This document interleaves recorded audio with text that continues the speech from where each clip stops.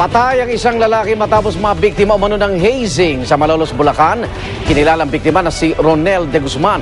20 taong gulang, nagtamo siya ng iba't ibang galos at sugat sa katawan sa isinagawa umanong initiation rites ng Tau Gamma Phi Fraternity. Sinugod pa siya sa ospital ng mga miyembro ng fraternity, pero idiniklara ng dead on arrival. Arestado ang dalawang suspect. Tinanggi nilang kilala nila ang biktima. Bisita lang daw sila sa isinagawang hazing at naharap ang dalawa sa kasong homicide base sa anti-hazing law. Sa mga kabataan naman natin, siguro piliin na lang nila yung fraternity na sasamahan.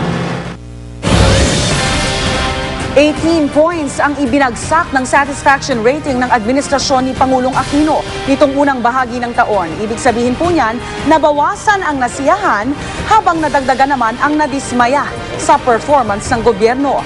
Batay sa survey ng social weather stations at Business World, 65% ang nasiyahan habang 18% ang dismayado sa administrasyon. Positibo pa namang lumalabas ang net satisfaction rating ng gobyernong Aquino. Itinuturing pa rin kasing good ang positive 46 points na nakuha nito. Gayunpaman, itinuturing pa rin malayo ito sa record high na positive 64 points na nakuha ng gobyerno noong Setyembre at Nobyembre noong isang taon.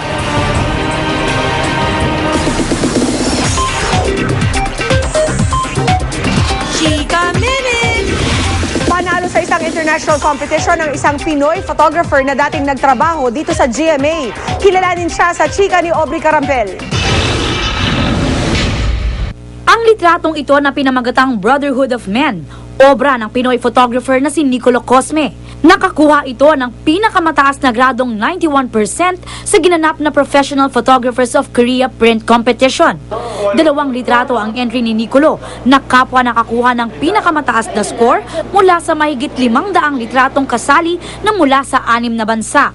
This is something that I want people to feel. Parang I want people to feel challenged also and inspired to join, a competition like this because I never even knew that I would. It's not that I doubted, not that I doubt Filipino talent, but it's just that, it's something that to be very, proud of. 10 taon ng photographer si Nicolo. Bago tuluyang mag-full-time sa photography, nagtrabaho siya sa GMA7 bilang production assistant at scriptwriter. Gusto raw kasi ng kanyang ama, ang Bubble Gang head writer at director na si Cesar Cosme, na sumunod si Nicolo sa kanyang yapak. Pag inisip mo, hindi naman siya talaga iba. It's just that my dad's works are moving. Sa akin, hindi lang siya nag-move visually, but I plan to, make people, to move people. I encourage artists, the young artists also na put your soul into your artworks because that's the only way to live forever. Bukod kay Nicolo, isa pang Pinay photographer ang nakapagpa-impress sa judges na nakakuha rin ng mataas na marka para sa kanyang isinaling larawan, si Maricris Fabi Carlos. Nakakatuwa kasi more sa pagka nasa net ka, natutuwa hindi lang mga Pilipino, kundi sa ibang bansa rin na na-appreciate nila yung gawa namin, actually. So iba talaga pag Pinoy. Napakagandang pagkakataon nga raw ito para muling ipagmalaki ang husay at talento ng Pinoy sa larangan ng photography. Aubrey Carampel, updated sa Showbiz Happenings. Up next sa La News Staff, may ikinuwento tungkol sa kanyang kissing scene sa Temptation Island. Abangan yan sa Chika Minute.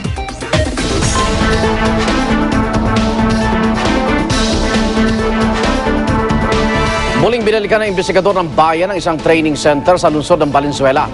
At sa ikalawang pagkakataon, nakita naming patuloy pa rin ang pag-aalok nito ng mga kursong hindi naman rehistrado ng TESDA. Disyembre nitong nakaraang taon nang ipasara ng Technical Education and Skills Development Authority o TESDA ang Electron Technical Training Center sa Valenzuela. Ito ay dahil sa pag-aalok ng Electron ng mga hindi rehistradong kurso. Matapos ang ilang buwan, isang paglilinaw ang nais ipapatid ng Electron Technical Training Center sa publiko. Since na nabigyan naman kami ng isang program, sabihin na lang na kami ay nagbukas na. Yung school na ito, nabigyan ho siya ng registration namin only for one program. Yun po yung computer hardware servicing. Effective ho nung March 1, 2011, tinanggal na po nung BPLO yung padlock ng Electron Training Center. Para masigurong sumusunod ng elektron sa kanilang mga lituntunin, isang surveillance ang isinagawa ng TESDA Kamanaba noong ika-4 ng Abril. Pero lumabas ditong patuloy pa rin ang paglabag ng eskwelahan. Patunay dyan ang mga larawang ito kung saan makikita ang mga kursong inaalok ng elektron sa mga estudyante.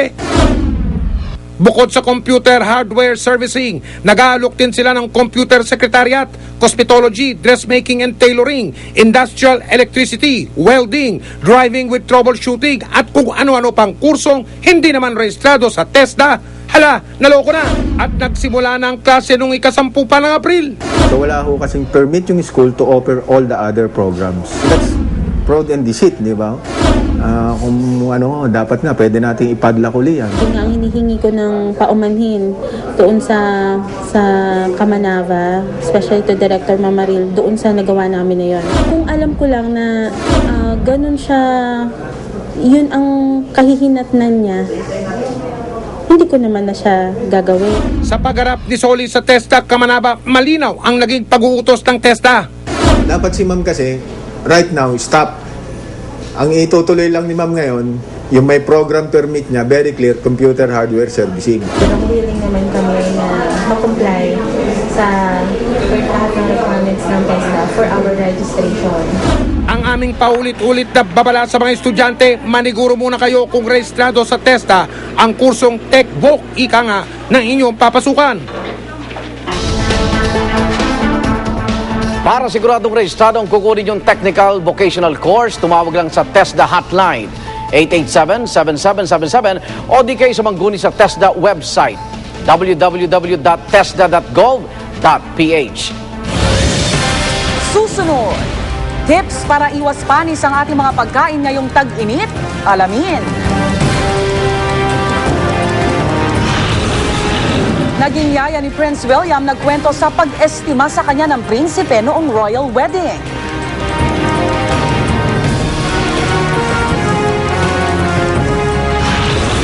At coronation night ng mutya ng Taguig, star-studded.